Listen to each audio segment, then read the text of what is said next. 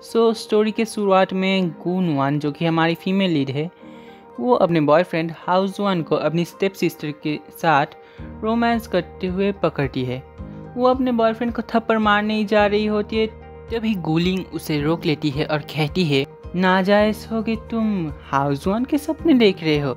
ये मत भूलो कि तुम और तुम्हारी मम्मी हमारे गू फैमिली के नौकर है।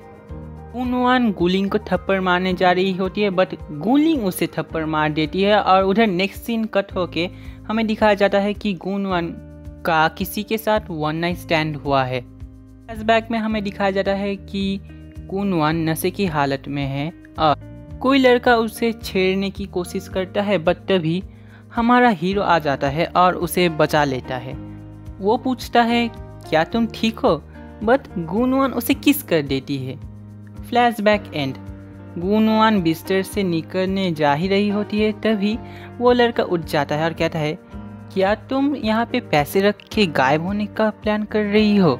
तो फिर गून वन कहती है, तुम्हें कितने पैसे चाहिए?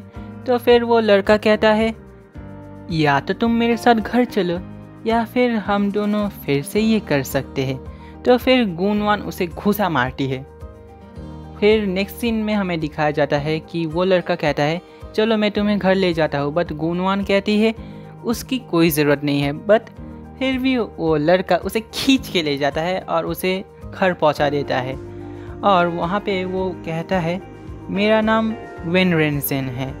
गून वन के गाड़ी से बाहर जाने के बाद वो लड़का कहता है, गून वन हम फाइनली फिर से मिले।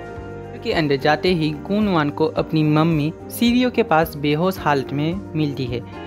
तब वहाँ से सीरियो से गूलिंग आती है और फिर गून वन उससे पूछती है, मेरी मम्मी के साथ क्या हुआ? तो फिर गूलिंग कहती है, मुझे क्या पता। तो फिर गून वन कहती है, क्या तुम्हें सिर्फ हाउस वन नहीं चाहिए था? वो तो अब तुम्हारा है, और क्या चाहिए तुम्हें? तो फिर गूलिंग कहती है, हाँ मुझे हाउस वन चाहिए, बट मेरी एक और कंडीशन है, तुम्हें वूली सेन को शादी करनी पड़ेगी मेरी जगह। तो फिर गून वन कहती है, मुझे तुम्हारे फियांसे के साथ शादी करनी पड़ेगी? तो फिर गूलिंग कहती है, तुम्हारे जैसे लो स्टेटस वाले को वूली सेन ही सूट करता है, क्या तुम राज़ी नहीं हो? तो फिर ठीक है, हमारी मम्मी हॉस्पिटल नहीं जाएगी। तो फिर गून वन कहती है, ये मत भूलो कि मेरी मम्मी गू फैमिली की पार्ट। तो तभी गूलिंग कहती है, किसी दूसरे के बच्चे को लेके हमारे फैमिली में आई, ये तुम्हारे मम्मी का सौभाग्य है। तभी वहाँ पे वेन रेंसन आ जाता है और कहता है, कब से रैंडम लोग मेरे फियांसे को क्रिटिसाइज करने लगे? और फिर वो गून वन को कहता है, मैंने एम्बुलेंस बुक कर दिया है, डोंट वरी। तभी वहाँ पे हाउस वन और वो स्टेप डैड आ जाते हैं। इधर हमें फ्लैशबैक में दिखाया जाता है कि गून वन की मम्मी और उस स्टेप डैड के बीच में हाथापाई हो रहा था। गून वन की मम्मी कहती है, तुमने गू फैमिली से इतना कुछ लिया, इतने सालों से मैं तुम्हारी नौकर थी, फिर भी तुम मेरी बेटी को नहीं छोड़ना चाहते। तो फिर वो कहता है, वो मेरी बेटी नहीं है, और उन्हें धक्का दे देता है और गूलिंग इसे देख लेती है। फ्लैशबैक ख़त्म। उस स्टेप डैड का गून वन के ऊपर गंदी नज़र था। वो कहता है, तुम कल घर नहीं आई, बाहर बहुत डेंजर है। फिर वेन रेंसन कहता है, चिंता मत कीजिए, मैं उसका ख्याल रख लूँगा। फिर से फ्लैशबैक में वापस ले जाया जाता है, अगर तुम नुआन को नहीं छोड़ोगे तो मैं सबको सच बता दूँगी। तो फिर वो बुढ़ा कहता है, अगर तुम तब सुंदर नहीं होती क्या मैं उसे छोड़ता? और फिर वो गून वन की मम्मी को धक्का दे देता है।